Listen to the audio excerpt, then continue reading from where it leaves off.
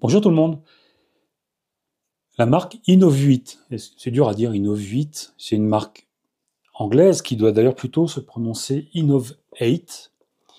En plus, ça fait un jeu de mots, innover, c'est une marque qui innove, to innovate, Innovate. Marque anglaise qui, qui est assez vieille, je crois qu'elle est vieille, je sais pas, je dirais, pas aussi vieille que moi, mais c'est une marque qui est restée un peu dans l'ombre, qui est toujours un peu dans l'ombre et qui existe depuis longtemps et qui a un ADN course d'orientation, course de montagne, presque cross, en particulier quand on voit les caractéristiques de cette chaussure au niveau des crampons. Mud talon. Mud pour boue, donc on comprend tout de suite quelle est destinée cette chaussure, hein, c'est pour courir dans la boue.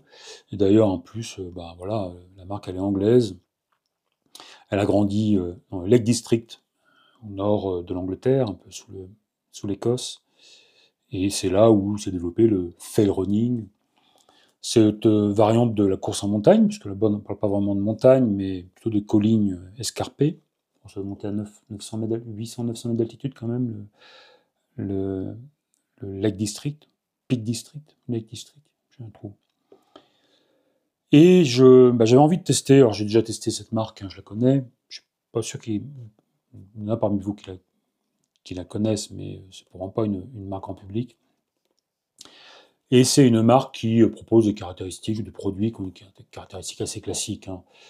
Quand on la regarde comme ça, on pourrait penser à une chaussure qui a déjà 5-10 ans, une tige très classique, une languette, bon, voilà, un tissu assez costaud en nylon, mais on n'a pas de matrix ici ou de matière très innovant, même si la marque s'appelle Innovate. Des renforts latéraux, un pare-pierre très marqué, un poids assez notable, on va dire, parce qu'on n'a pas non plus une chaussure très stackée, hein, mais on a quand même 290 grammes. C'est une chaussure qui vaut 140 euros, donc c'est bien, c'est pas cher, enfin, c'est pas trop cher, hein. Aujourd'hui, Salomon ou Oka lance un modèle équivalent, ce sera vite 180-200 euros. On a quoi? Qu'est-ce que j'ai noté? Drop 6. Alors, en général, Innovate, cette gamme de chaussures qui a longtemps surfé sur le minimalisme. 6 mm, c'est un peu le maximum de ce qu'ils proposent. On est historiquement plutôt sur du 4, bon, allez, 4-6 on va dire. Un stack que la marque, je vais mesurer parce que je vais mettre mon petit mètre ici. La marque indique 30 mm. Ouais, un peu plus, 34 mm. Alors il y a une semelle, je vais la sortir parce que ça c'est intéressant. Une semelle qui est assez marquée, assez épaisse. On peut le voir avec de la matière et on a presque 3 mm d'épaisseur. Ça contribue pas mal à l'amortir aux sensations. Alors je pense que la semelle propreté finit par se faire et on doit perdre un petit peu cette impression qu'on va avoir, je pense. Je pense que je vais le sentir assez vite en testant. Mais cette impression de confort, le pied laisse son empreinte dans la chaussure et il faut voir ce que ça va donner. Bon. On a des crampons monstrueux. Et ça, j'adore. C'est pour ça que j'ai voulu tester cette chaussure. Ça faisait longtemps qu'elle me faisait de l'œil. Et d'ailleurs, je pense que ça va contribuer à l'amorti, parce qu'avec des crampons comme ça rajoute quasiment, il y a 8 mm d'épaisseur, ça rajoute quasiment donc 8 mm de mousse sous le pied. Je vais voir ce que ça va donner sur le terrain. Qu'est-ce que je peux vous dire d'autre?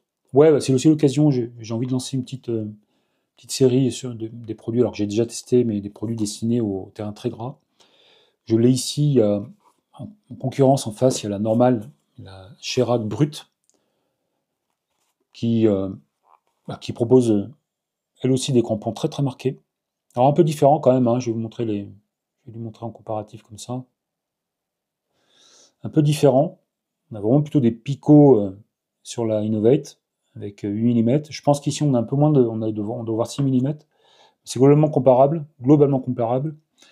Et ouais, tout ça pour vous dire que j'ai envie de lancer un petit comparatif top 3 des chaussures pour courir dans la boue. Alors, je vais la sortir aussi celle-là. Alors c'est une marque que vous connaissez pas, je pense. Je sors du cadre du test de la Innovate, mais Salming, les Salming Element, des chaussures qui ont peut-être 10 ans, avec un Rock Shield, et elles aussi des crampons très marqués, enfin très très espacés, assez fins, c'est quasiment des chaussures de cross. Hein. Salming, une marque suédoise qu'on voit peu, quasiment pas en France, en fait, je ne suis pas sûr que vous connaissiez. Mettez en commentaire si vous connaissez Salming. En dehors du sport co, hein, parce que en handball et en volley, c'est une marque connue. Marque suédoise. Bon, je vais pas m'attarder plus que ça, parce que je vais aller tester ça sur le terrain tout de suite. Allez, c'est parti. Oh putain, il pleut. Faut y aller, c'est le moment. Alors, Innov 8, talon bout. Ok, longuette est un peu courte. Voilà, ça touche un peu là.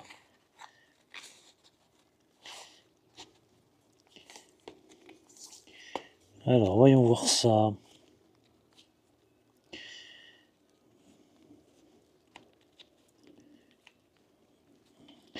Les lacets sont plats, ouais pas. Ouais, la languette est courte. Ouais, ça frotte un peu sur le côté. Pourtant, alors, je l'ai pas précisé, mais j'ai la version wide, une version normale. Et là, c'est la version wide. La toolbox, la boîte à orteils est assez large, mais ouais, ça taille juste, normale, voire peut-être un peu petit. Alors, c'est étrange parce que l'avant est large, mais là, je perçois bien la coque dessous. Bon, on va voir ce que ça va donner. Ouais, on perçoit bien. Ouais, les crampons, voilà, quand je bouge, on sent qu'ils tordent dessous. Bon, bah, on va voir. Hein. Allez hop. Bon, je pense qu'il y aurait eu un peu de boue, mais pas du tout. Il y a eu un orage hier, mais ça a séché. Enfin, ça n'a pas eu le temps de pénétrer. Pourtant, c'est bien tombé. J'adore le maintien du pied dans la chaussure. L'avant est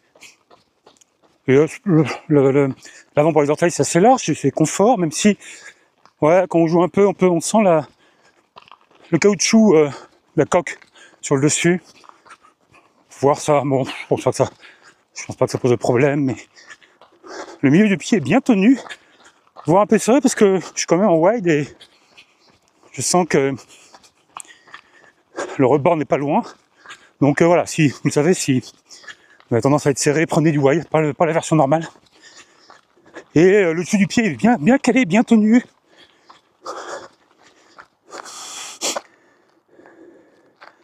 Je monte de près. Bon là, ça touche, non même pas tant que ça en fait, mais voilà, je me répète, hein, c'est du wide donc quand même. Et là, je suis bien tenu, ça monte haut. Pourtant, la MLL est vraiment, le contrefort est vraiment bas. Donc ça remonte peut-être un peu plus effectivement ici. Mais moi, j'ai vraiment des soucis là et pour le coup, bah, quand on bouge ici, la matière, elle tient bien et encore, j'ai pas beaucoup serré. Un peu, pas tant que ça, et puis il me reste un œil en plus. Donc si jamais je décidais d'utiliser cet œillet-là, le lacet il montrerait plus haut ici, et ça améliorerait encore le maintien. Donc ça c'est un bon point. Stabilité là, il n'y a pas de problème. Il n'y a pas de problème. Comme quand même un stack modéré.